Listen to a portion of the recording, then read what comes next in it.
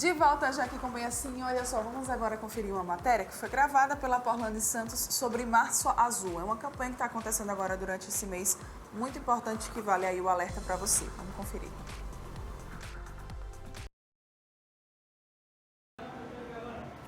Olha, gente, o câncer coloretal é o terceiro que mais mata no Brasil. E o mais preocupante é o fato de que 85% desse tipo de câncer, quando chega ao seu diagnóstico, já chega, infelizmente, no estado avançado. A gente conversa um pouco sobre esse tema agora com a gastroenterologista Luciana Lopes, que vai nos esclarecer algumas dúvidas e dar aquele puxãozinho de orelha também para que o pessoal possa se tratar, né? Primeiro, explica pra gente o que é o câncer coloretal. Luciana, bom dia. Bom dia. Então, o câncer coloretal é um processo, assim como todos os cânceres, né, de crescimento desorganizado das células. Isso faz com que haja um mau funcionamento, ele pode se proliferar por outros órgãos também. E esse processo de crescimento desordenado das células acaba levando a um processo de adoecimento grave, né, que, se diagnosticado no momento correto, tem até 90% de cura nas fases iniciais. Mas como vem sendo diagnosticado, na maioria das vezes, já em estágios mais avançados, a perspectiva de vida nos casos mais avançados, a sobrevida chega até 15%. Nossa. Ou seja, vai de 90% de sobrevida em fases iniciais precoces para 15% no diagnóstico tardio. E é um câncer que tem estratégias, né, que tem formas de prevenção. Então, é muito importante esse trabalho de esclarecimento, de trazer informação e conscientização para a população, né? É um câncer agressivo? Sim, costuma ser um câncer agressivo. E por isso a importância dele ser diagnosticado o quanto antes. Existem diferentes tipos, né, dentro dos tipos de câncer, mas de forma geral a gente pode considerar que é um câncer agressivo, sim. E é um câncer mais comum do que o que a gente pensa também, né?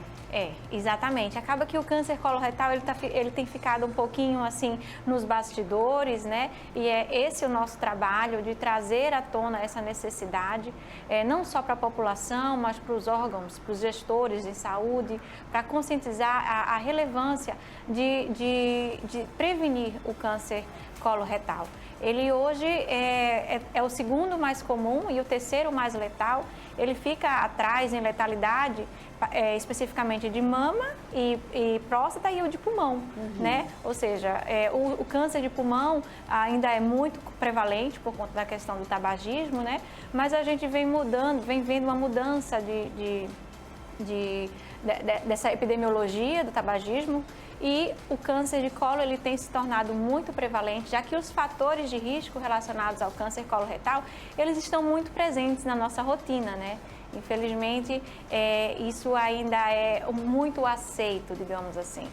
Né? Olha, vamos então já aproveitar que você falou aí dos fatores de risco e vamos então passar aqui para quem nos assiste, o pessoal que está nos assistindo, quais fatores de risco são esses? Olha, existem os fatores de risco que são modificáveis, que são aqueles relacionados ao estilo de vida e que representam pela maior parte a maior parcela, digamos assim, de relação com o desenvolvimento do câncer.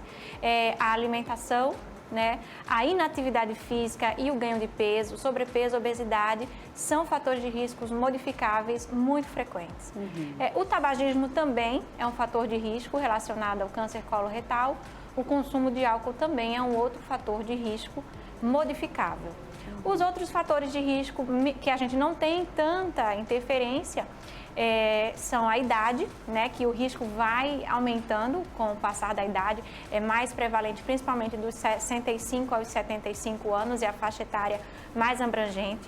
A gente tem observado uma tendência de queda da idade do diagnóstico, então cada vez mais frequente o diagnóstico de câncer coloretal em indivíduos com entre 40 e 50 anos.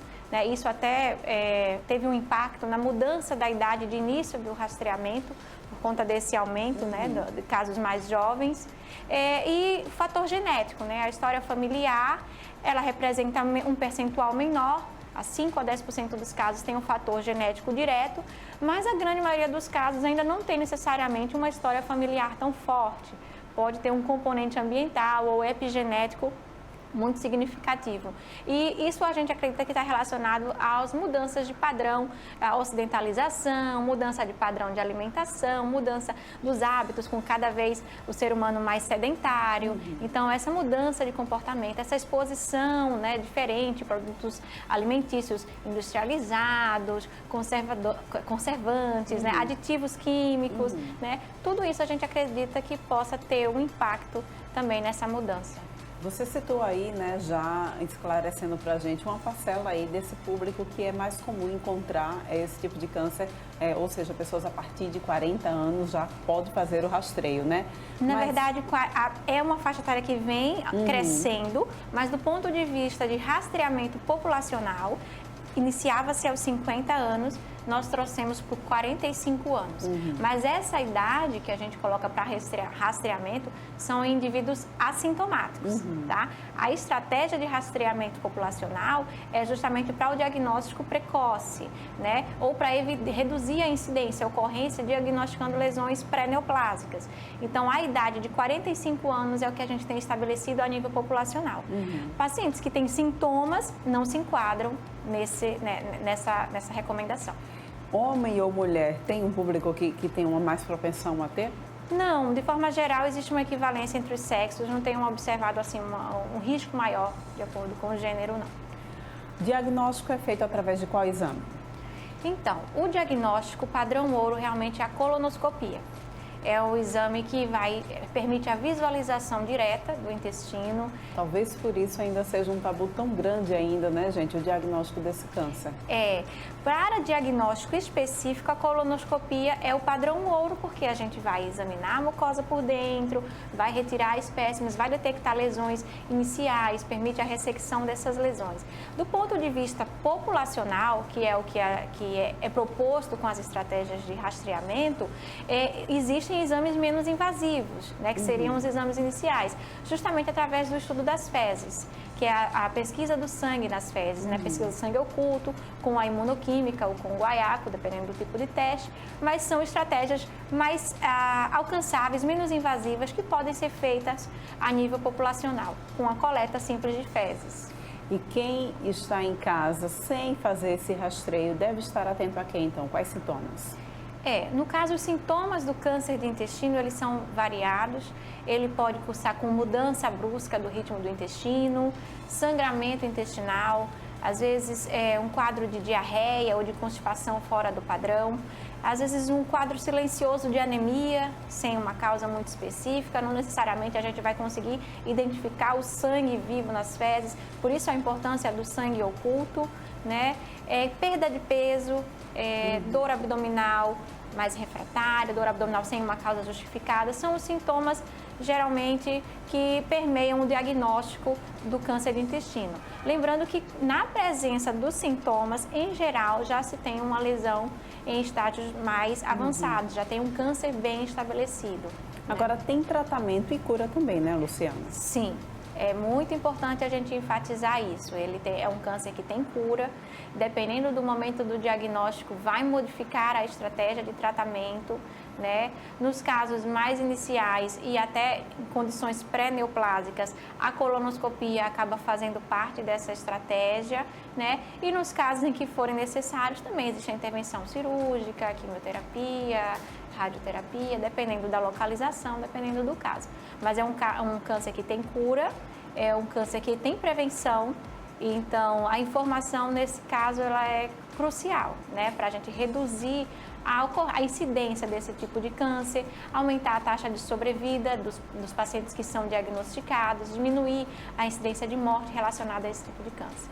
E olha, gente, a medicina pensando, né, em conscientizar a população, dedicou o mês de março, e o mês azul, exatamente para a gente fazer essa conscientização da prevenção do câncer coloretal. É o Março Azul, inclusive tem nesse final de semana caminhada de conscientização também, né?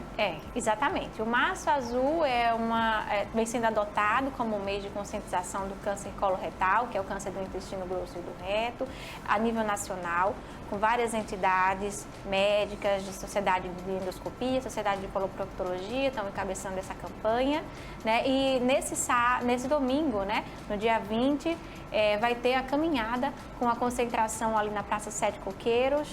É muito importante esse chamado da população para participar com a gente, não precisa de inscrição. Lá a gente vai estar conversando com a população, esclarecendo sobre a importância de prevenir esse tipo de câncer. E além da caminhada, no mês de março a gente tem elaborado outras atividades, outras ações. Inclusive nós vamos encerrar o mês de março com uma campanha, com um simpósio totalmente dedicado à prevenção do câncer coloretal, que vai ser realizado aqui em Alagoas, no município de Pilar. Vai trazer especialistas de todo o Brasil e nós também vamos fazer um mutirão, né, nesse município. Foi organizado em conjunto com as sociedades, como parte da ação social da SOBED, que é muito importante a gente falar sobre o câncer coloretal, conscientizar, mas a gente também precisa dar acesso à população a esses meios, né? Que esse também é um outro gargalo, né? Daria uma outra discussão também, verdade, né? A gente dá acesso à população a esses exames que são necessários para a identificação do câncer em estágios iniciais. Muito bem, Luciana, muito obrigada pela tua participação, viu? A gente volta a se encontrar em outra oportunidade. Eu agradeço o convite, para mim é um prazer estar aqui falando com vocês.